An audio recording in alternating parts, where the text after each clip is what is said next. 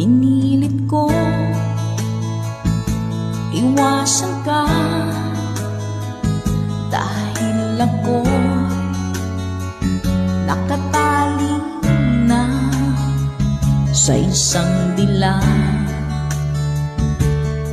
na labis. Minahal ko ng tapat at hindi magbabago kailan pa man. Ngunit habang tumatagal, sa akin lalo kang napamahal. Ang puso ko nalilito dahil sa naramdaman. Ano ang aking gagawin nang malimot ka? Nagmamahal